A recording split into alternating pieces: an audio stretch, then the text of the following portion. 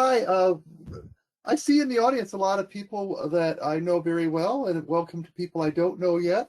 Uh, we have a shared history, many of us, and it goes back to working with Watts Humphrey on the thing he invented called the personal software process, which was how to do excellent development, really exceptional development at the level of the individual engineer. And that spark really changed my whole career, where I really embraced that. And one of the great things was actually able to train other people on it. And I had many teams be wildly successful. But there's one thing that really bothered me. I'm going to quickly tell you about the story of Ike. Ike was like the cucumber who looked at the pickle barrel. The cucumber looked at the pickle barrel and said, "I'll never look like you pickles." But sure enough, once he got into the barrel, he got pickled. And what did it to him was a brine. Ike was one of my students on one of my teams.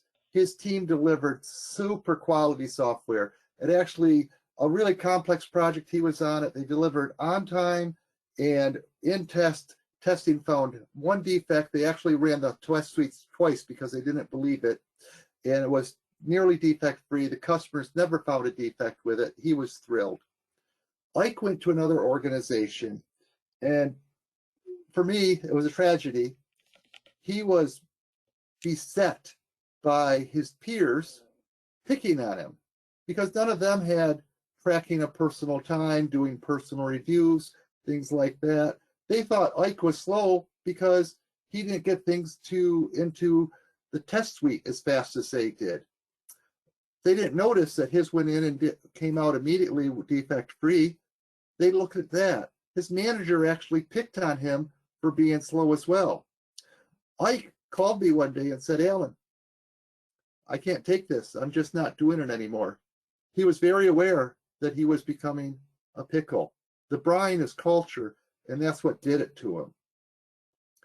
So what I have been perplexed about ever since is what happened. And at one point I realized it was my fault, which is I never got Ike ready for dealing with a culture outside of this exceptional, where you use data, where you do all these things to make great software, where you have mastered the economics of quality. And I started to re-envision what I learned from Watts and others from the ground up. How do I introduce this to individuals in a way where they can actually change the organization from their own personal selves?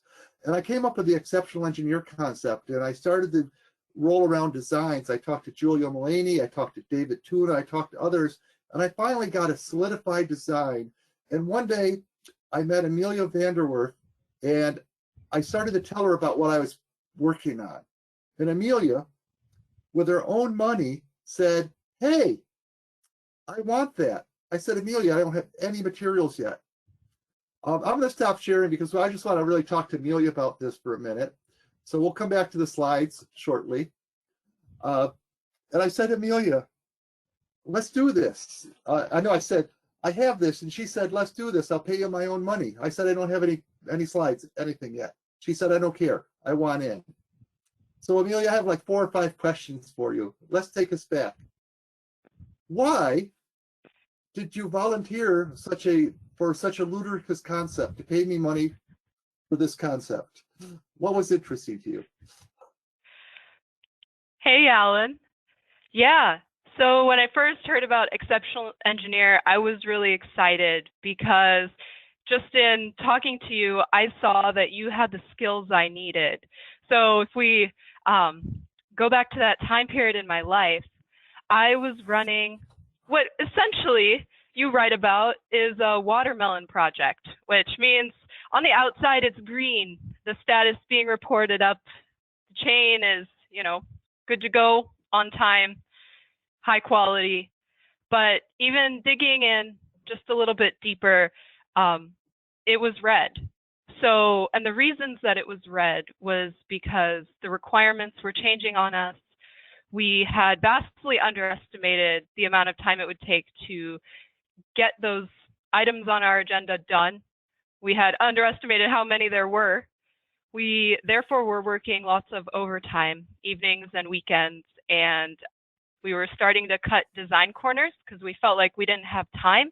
And that later came back to bite us, especially toward the end where we had some critical defects. So at that time, I had hit a low point in my career. I was starting to wonder if this is what engineering is, and this is what I would need to do for the rest of my career. And I had just had 2 kids. They're 15 months apart. They were really little. I was looking for balance, and it was very hard to do all that over time. So this was going to be my saving grace. Yeah, I know. I remember you were actually even questioning being an engineer anymore, and that would have been a tragedy. Worse than losing Ike to the, the other things. You mentioned skills that I have. What are those skills that you really wanted? Yeah, so I wanted to know how to plan a project right and commit to a date that we could keep or beat. I wanted to know how to collect the right data about the project during the duration of the project. The trifecta of project status, that being, is it ahead or behind, by how much, and why. I also wanted to help my team deliver faster, like you mentioned in your book, the laws of speed. And with that goes higher quality. And I'd say most importantly, I needed that self-confidence again, to know that there is a different way, a better way. Oh, that's terrific.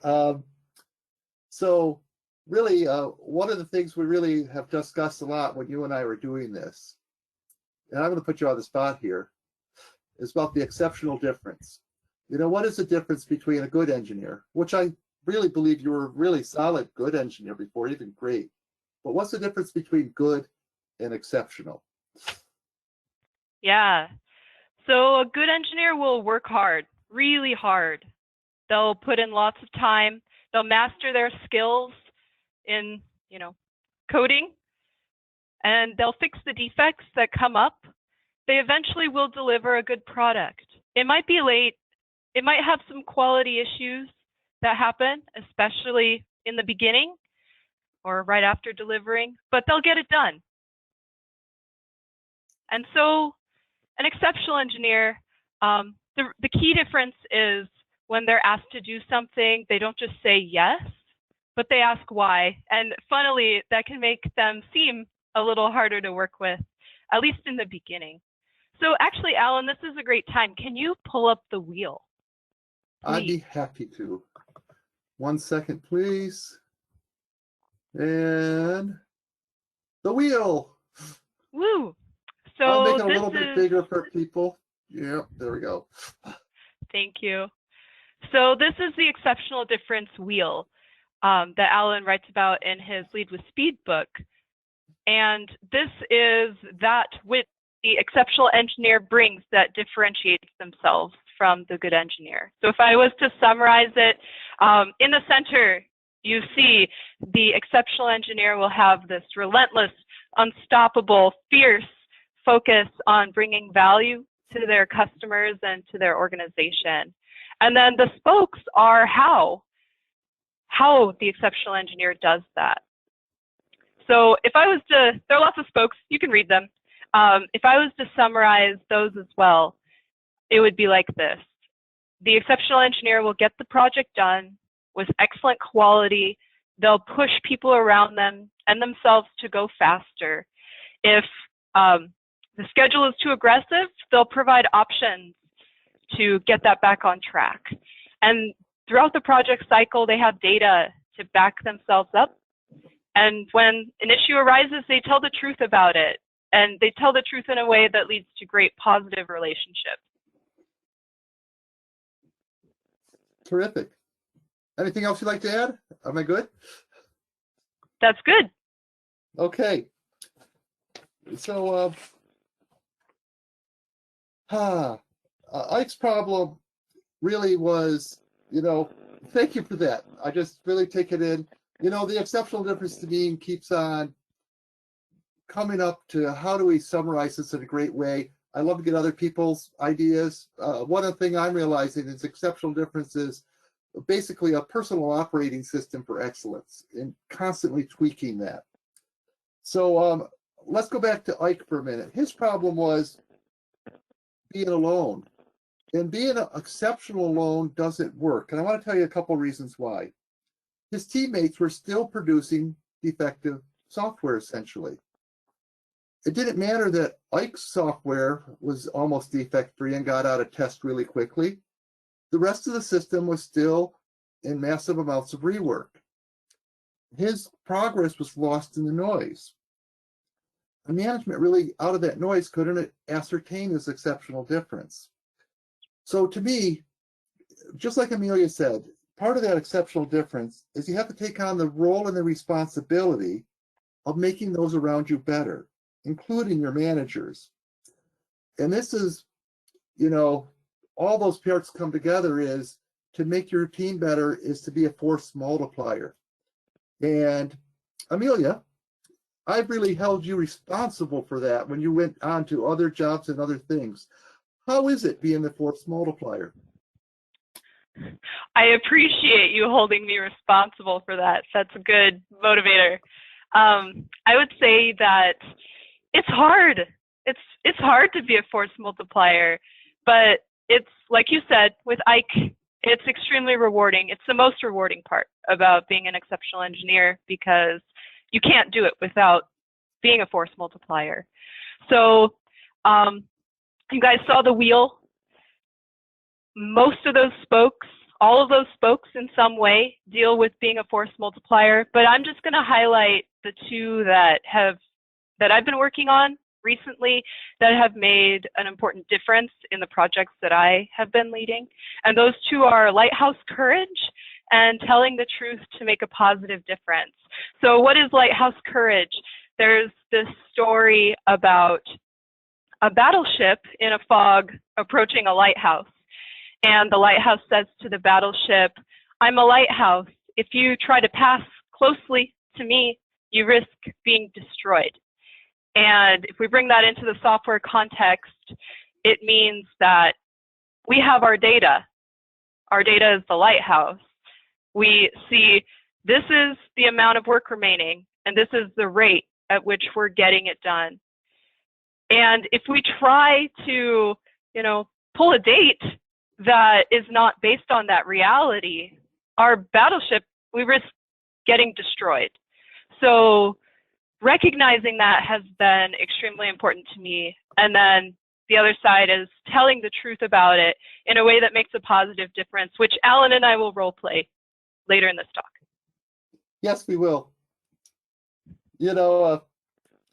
Lighthouse courage, you reminded me a lot of things I do as a systems work with hardware and the software integrated like cars or missiles, things like that.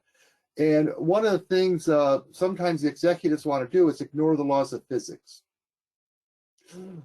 Just take that in, ignore the laws of physics. I'm sorry, you can't break the speed of light. I'm sorry, you can't go that fast without melting components. To me, the exceptional engineer's job is to also be able to recognize the laws of physics, but also to recognize the laws of physics when it comes to the economics of quality, for example. Rework is a law. It makes things take longer. Design is critical to make a quality product. All these things are true. Technical debt makes you slower.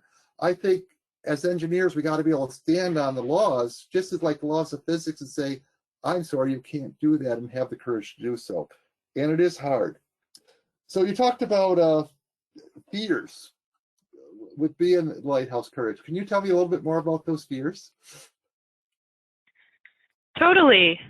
My specific fears come down to a couple of things. Sometimes I fear that the data is wrong. Either my personal defect injection rate, my personal line of code per hour rate, the project calculation for when the project will be done. I fear that that's wrong.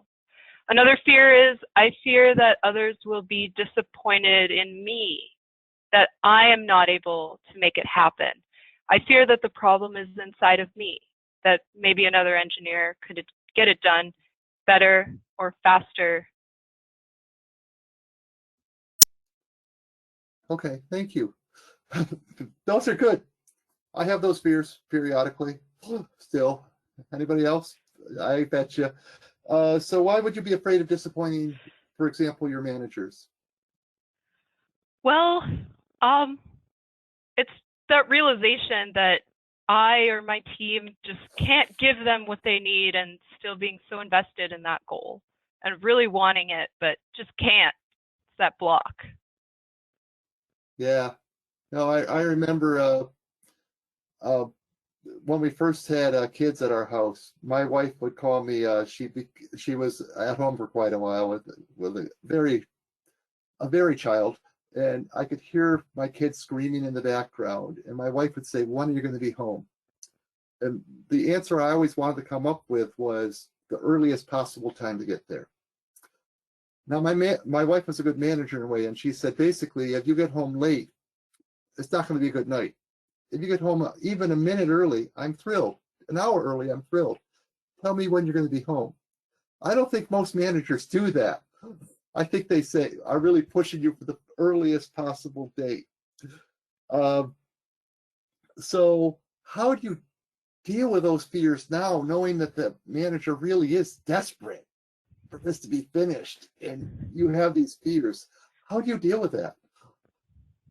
First of all, I love that story. I did not know that story. Very cool. I told you I'd surprise you today. That's right. If I was to put my fears in a couple of buckets, I'd say one bucket is the data being wrong, or if another engineer could do it better, faster, higher quality than me.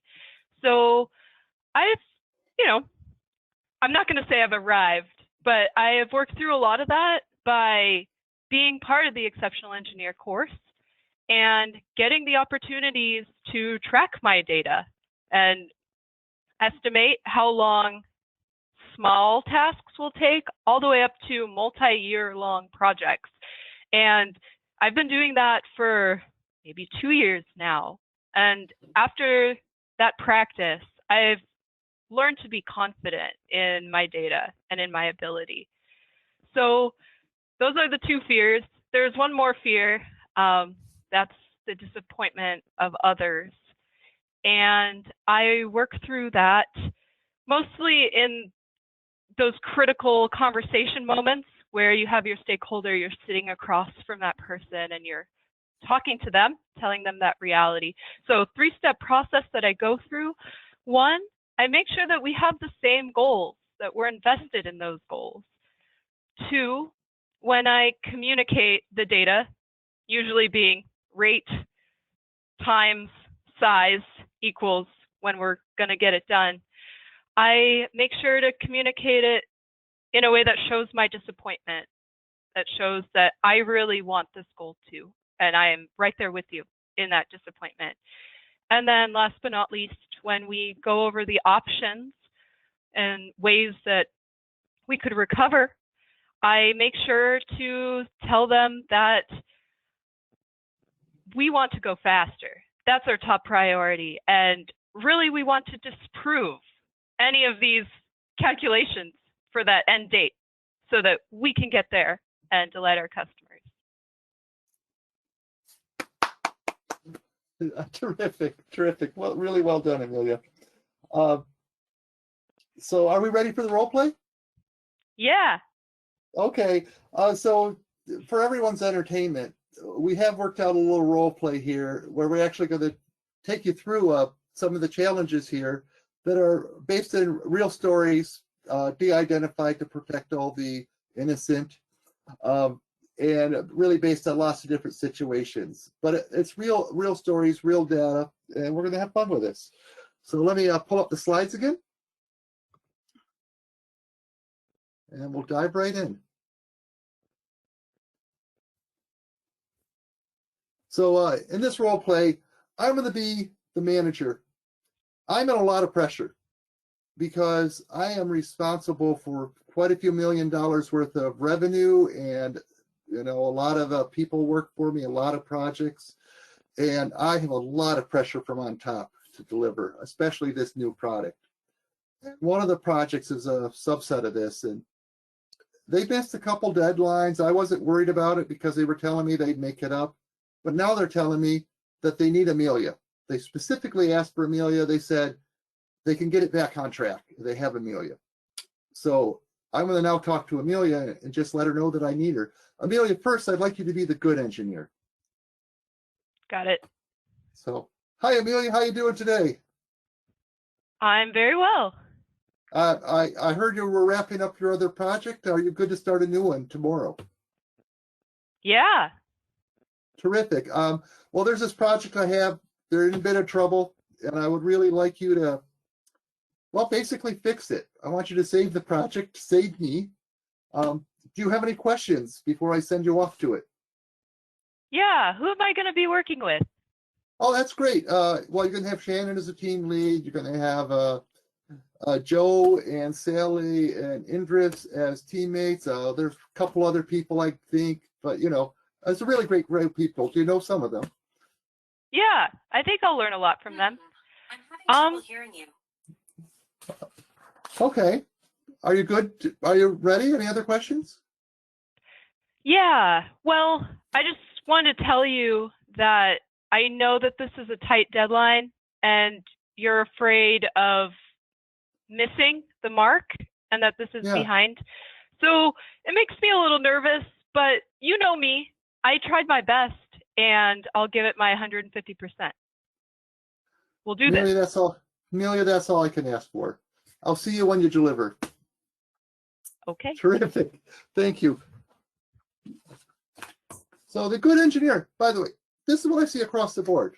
There's a lot of good engineers like that, and they really do solid work. Just like the rest of the organization. They put in the hours, they put in the time. But there is an exceptional difference. And managers might be startled by this at first. Okay, Amelia, same setup. Hey, Amelia, save our project. Any questions before I send you off? Yeah, Alan, what are the business and stakeholder goals for this project? Oh, well, really, that's a great question. Usually I'm not asked that. You know, we're really looking to enter a new marketplace in a lot of ways. It's a lot of our old customers when they use this, but we're really trying to expand our market base. And so we're really hoping to be able to, you know, scale our company to double our revenue in the next 3 years. And this would be a critical part of that. Does that answer your question for now? Yeah, thank you. That really helps put it in context. So this team that I'll be working with, do they have data on their project? I hear that they're behind, but do we know by how much or why? Data? You know, that's an interesting question. You know, I know we run our company by revenue data and all that stuff, but I haven't seen any project data. They just told me they're behind. What are you looking for? Yeah, so I'm looking for the rate at which we can get things done as a team, as well as what's remaining. And that can help calculate out when we think the projected date will be that we can deliver it and compare it to the deadline. That'd be useful. Two things. One is get it done by the deadline. Two is, can you help the team put that together to show me that you can get it done by the deadline? I'm happy to talk to you about that Monday, and I'm definitely committed to making this project be the best that it can be. So you're going to bring me data on Monday? I will. 9 o'clock? Oh, that'll be terrific. Okay. I look forward to seeing you on Monday. Awesome. So over to you, Amelia. All right. So I go back to my desk and we have a team meeting. And these are the steps that the exceptional engineer will go through in order to be ready for that Monday and to be ready with a renewed commitment because this project seems to be in danger. So we'll go through these individually in the following slides. Next slide. All right, so team, here we are. We're sitting at a meeting. We're talking about where the project is at. So we're halfway through a 40-week project. And at this point, we thought we would have 30 features done by now, but it looks like we only have 20 of them done. And with 5 engineers, that's not including me, working 20 hours a week for 20 weeks, we estimated we'd be putting in 2,000 hours. And that 20 hours a week comes from the fact that these engineers are supporting other projects, they have defects that come in, they have meetings, etc. These are just task hours. But really, they've been putting in 2,400 hours. So about 24 hours a week, they feel it that they've been working overtime. And if we calculate the rate at which this project has been going forward, we can see that it's been taking us almost double the time to get those features done that we thought. Next slide. Okay. Just, I want to pause for a second there, Emilia. Okay. Projects are so surprised that they have data. I've done this with lots of projects. I know you've done it with a few now too, where I walk in and I ask them how far they're behind and how do you know? When I ask them how they don't know. And then I walk them through just a simple exercise like that. It would take me about, how long does it take you to do something like this? Maybe 2 hours. That's about the same for me. And they're quite startled to see they have this data, and then they want to know what to do with it. Emilia, what do you do with that? Yeah. Let's do some math. So there's really two parts to this calculation. There's the as of today, where are we at? And then to finish the project, how much longer? So the math behind this is, as of today, we take our late features, we multiply by the average hours it's been taking us to complete those features. We divide by the amount of time that we've worked, which is our 5 engineers, each working 24 hours per week. And as of today, we are already 10 weeks behind. So, but that's not all. We were halfway through the project and we got 30 items finished. So there's 30 more remaining. So we do that same calculation, except we exchange out the number of engineers because I'm joining, assuming that I'll be working the same amount of overtime as everybody else. Then we add 25 more weeks to that project. So 35 more weeks is when the project is going to be done. And yet, stakeholders are expecting it to be done in 20. And what's the reason behind this, us being late? It's mostly because it's taking almost double to complete those same features when we compare our estimates versus our actuals. So we underestimated the time to complete features. Next slide. Hey, so a point here, Emilia, before we move on. One is, so you guys could work some more overtime and make this up? I mean, in the short term, we could. I would say let's negotiate to perhaps relieve some other responsibilities. Actually, Emilia, do the math. You already were doing overtime. That's right. It is true. So, I'm sorry, I set you up with a question I didn't ask you before, but really the math shows that even more overtime won't fix this. So I see. You mean to get it completely on track? No. Yes. We can make it better with more overtime, but we can't fix it. No, you can't fix it. This is broken. Just another couple notes really quick for the really geeks out there in the audience, because they're going to think, well, what maybe a lot of the items are smaller, etc. Teams that I've done this with actually have gone through and then broken it down to the size-based proxies and looked at that, and then they found out that, yeah, there was a variance between the size of items, and the answer still came up that they had to work twice as many hours to get it done, and it wasn't going to happen. So totally. You're ready to engage your stakeholders now, eh? I'm ready. Yeah. Okay. So fast forward to Monday. Yes. And all right. This is, Jared out there in the audience said he's looking forward to helping them grieve. So I'm going to pull out of the role play just for a minute, Emilia. We're going to talk about engaging the executive directly. But I just want to know, one of the really important things I've learned is that as individuals, when we go through this, we go through the grieving cycles ourselves. And we get to acceptance. And by the time we go to the stakeholder, we want them to accept it immediately. So I want to pause for a minute, Emilia. Do you go through these stages of grieving yourself when you're actually going through this type of data exercise? I definitely do. Every time. Describe it, every please. time. Yeah. So first do those calculations, and the first reaction is generally that of being stunned.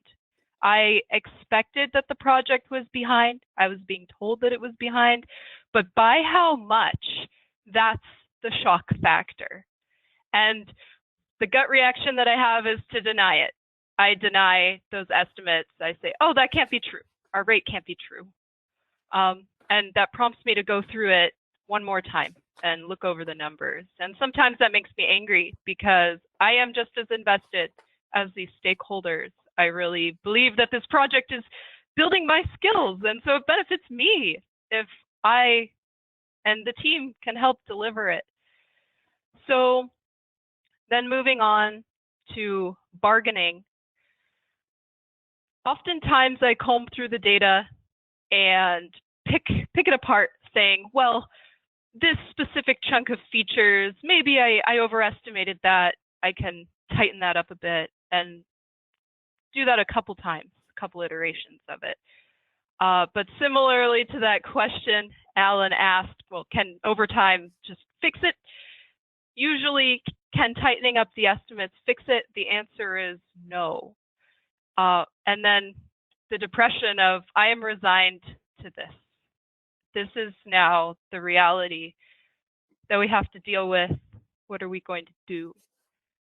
And the answer to that is testing. So let's start to formulate options for how we can overcome this. Usually it's in the form of rescoping, removing some features, or delivering it in phases, or you have to really be careful with adding more time. Like Alan said, it can perhaps make up a little bit of the difference, but there's a law of diminishing returns there. Maybe you could excuse people from meetings, etc. So go through those options, develop a succinct list for the managers or for the stakeholders to talk to about on Monday, and you accept it yourself once you see those options. And now it's just a point of choosing and relaunching. Emilia, that's terrific. So here's the next part, and I'm going to do just one of them, Emilia, so they can just see this. The first time I did something like this, I didn't know the grieving cycle, and I walked up to my manager and I said, hey, manager, I just discovered all these horrible things. Your project's in deep trouble. And they immediately started yelling at me. And I absolutely thought they were mad at me. And I went away like a dog with my tail between my legs and just try to avoid my manager for the next year. Not a good idea. After I learned this, I learned that every time they hit these emotional things, it's progress. So Emilia, tell me about the project results. I'm going to role play just one part of it here. Okay. Hey, Alan, it's Monday morning. Yeah. So I remember that our shared goals for this project is that this is going to allow us to deliver functionality much faster. It's going to allow us to double our revenue. It's going to allow us to onboard some critical customers. Do we have that right? Yes, absolutely. I am thrilled you have the goals right. I hear a big but coming. Get to it. That's right. So the team and I sat down together and we looked at the speed at which we were going and the amount of items that we have remaining to get done in 20 more weeks. And we have been really disappointed to realize that we're already 10 weeks behind. And even adding me as an engineer, in addition to those 10 weeks, we're looking at 25 more weeks on top of that. So we're about 35 weeks out. So we're 15 weeks behind, 15 weeks short of that 20 weeks. This absolutely cannot be true. This cannot be true. What the hell? What are you doing to me, Emilia? Yeah, we went through our own phase of denial of the data and anger and trying to comb through it, look for ideas to make it faster. We would be happy to discuss our options with you. And we definitely want to get your opinion on how you think we can help us go faster. That'll be super valuable. Can I go through the data with you in detail?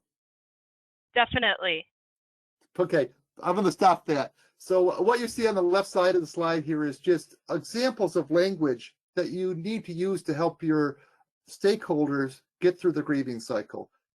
The anger, the denial, the bargaining is all natural steps. We do it ourselves. We need to repeat that and do it with them. And I have done this multiple times. I know many of you in the audience have.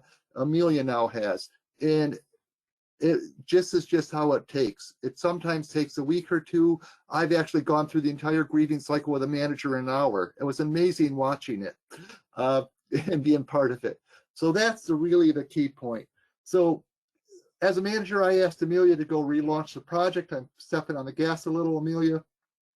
So I'm going to drive for a sec.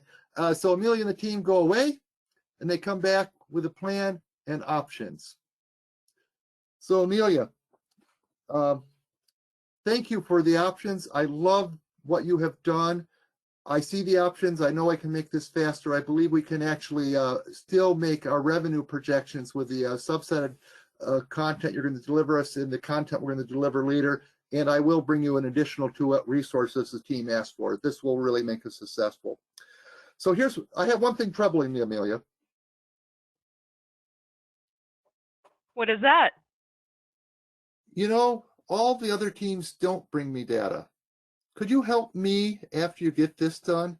Help them get data? I would love to. I would love to be a force multiplier, Alan. Can you help this entire community help teams get data? We all need this. So, more than happy. Thank you, Emilia. So I want to give a quick update. So thank you, Emilia, for the role play. So here's the thing. I really think I'm proud of this, the work that I and others have been putting into this. I actually think we're actually starting to crack the nut of how to have individual engineers actually change the brine of organizations, change the culture. They can't do this alone, but there's all these things that we have to teach them. People have to learn the immutable laws of speed, what really governs the speed of projects, the quality of projects, all this. And they also have to learn all these soft skills. And the exceptional engineer thing is pulling this all together. Okay, this is small print, but I just want you to really focus on the big evolutions. This current design was worked on by Julia Mullaney, myself, and with reviews from many others. And it really is based on sort of like SEAL training. In SEAL training, people go through evolutions. This is not easy training. It's about the soft skills and the hard skills. The first evolution is based on the commitment process. And how do you make commitments to your managers? A lot of the exercises are based on real world engagement immediately. The next evolution is focused on quality and the economics of quality and how to track it, how to drive it, and how to make sure that you're focused on the right product, but building the right tool, right quality to actually realize it. Then we go into design and much more deep on design than we have ever done before. And again, immediate application to the real world. And the final evolution we've been working on throughout is how to be the force multiplier. The whole fourth evolution is really based on real world application and making sure people have integrated those first 3 evolutions into being a force multiplier for their organizations. And the current status is really we're getting some amazing results. I hope you're amazed by Emilia as I am. She's one of my great heroes. I also have other folks in the United States and teams in England that are really making a fantastic difference. One of the things, for example, is the process dashboard is really the premier tool for doing this really deep stuff, for getting really good statistical data. And more than one of my teams has been told that they have to use the organizational tool.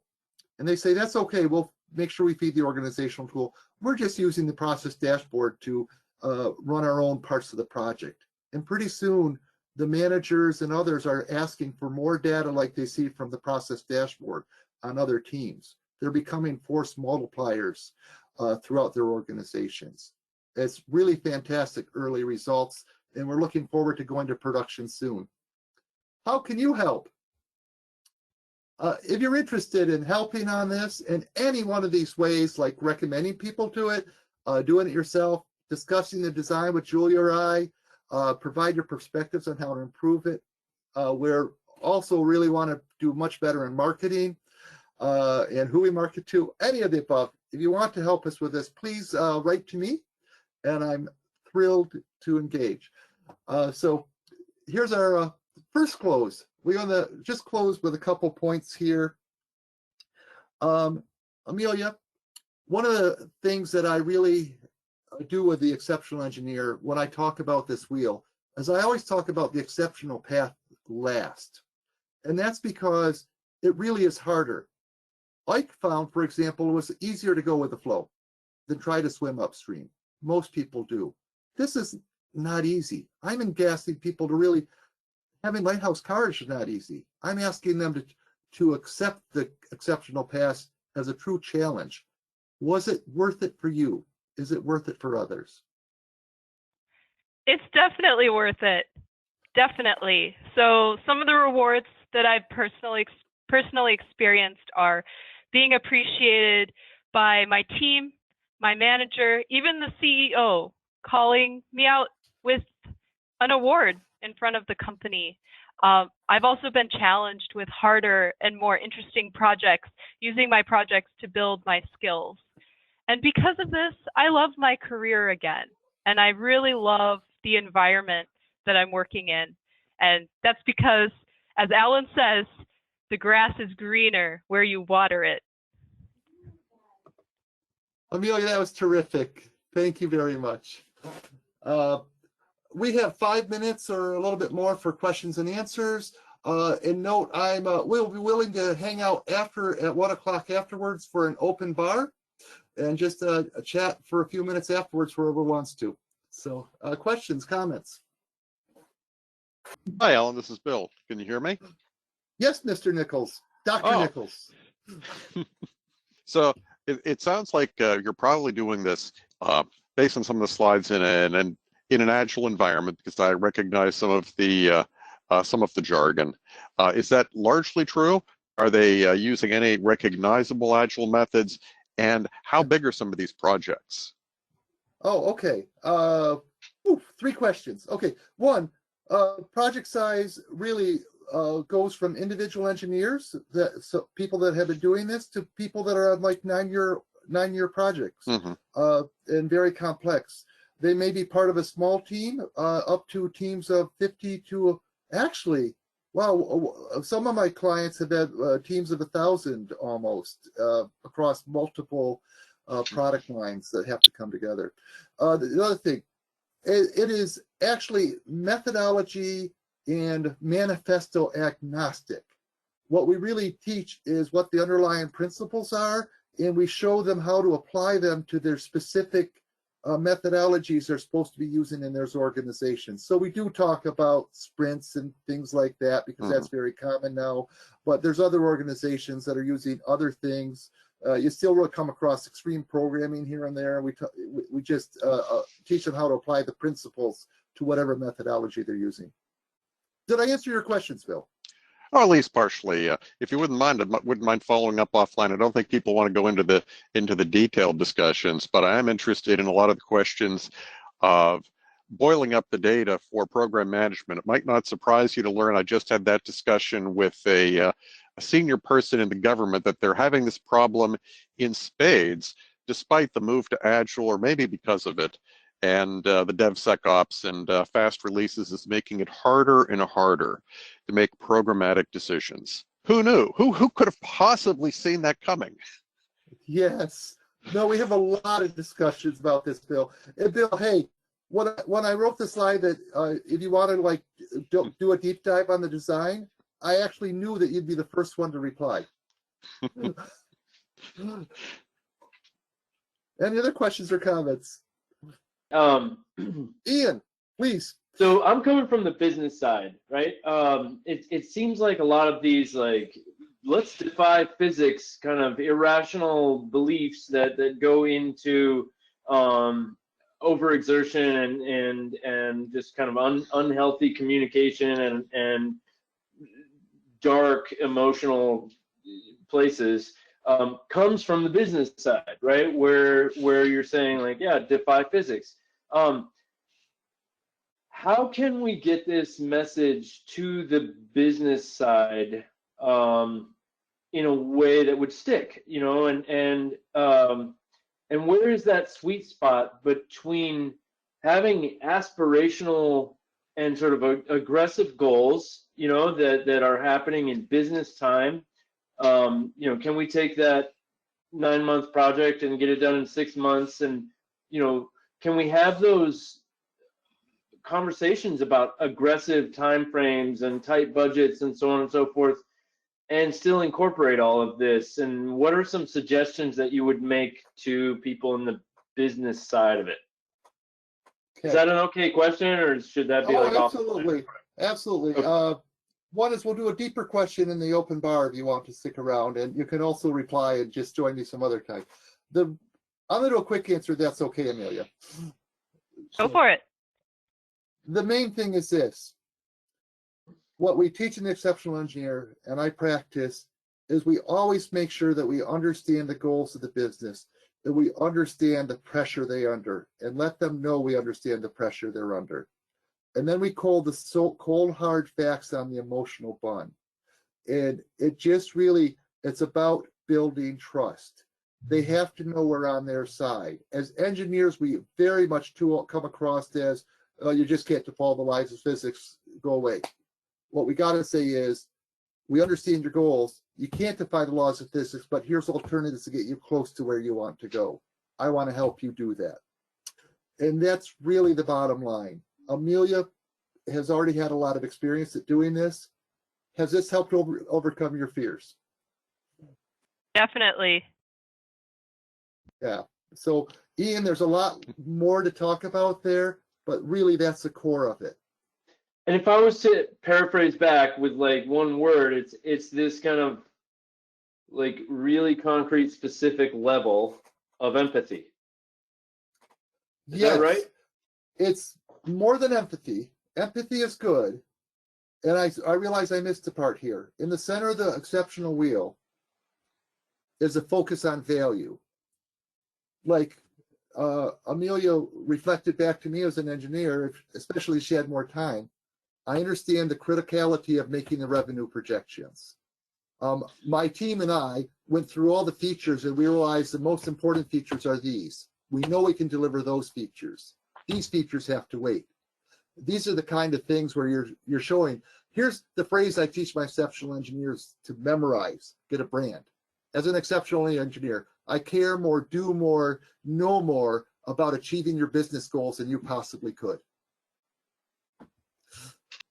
So, Alan, I think one of the things that was interesting in that last conversation, too, about business is, to me, one of the tenets is providing managers with sound engineering options, because there's nothing worse than being a manager or owning a business and thinking that, you know, you're going to have something, you know, in 20 weeks when it's really going to be 40 weeks. It's very hard for a business to pivot if they don't find out there's going to be major delay until very short before that delay. So to know, you know, 3 months, 4 months in advance that you have a problem, you can actually make smart business decisions. It's almost impossible to if you don't have sound engineering information. Well said, Julia. Emilia, closing thoughts for the group. Closing thoughts, definitely. Engineering is fantastic when you have a great working environment. And I've learned that it is all of our responsibility to make our environments great. And so this is the challenge that Alan and I bequeath onto all of you. Okay. And mine is just simple. You've heard this before, but I really want to say, as engineers, let's become more the flippers than the pinball in the pinball machine. If you can take control with these kind of techniques, you'll find that you'll be shocked at how much you can achieve in a decade. Thank you very much.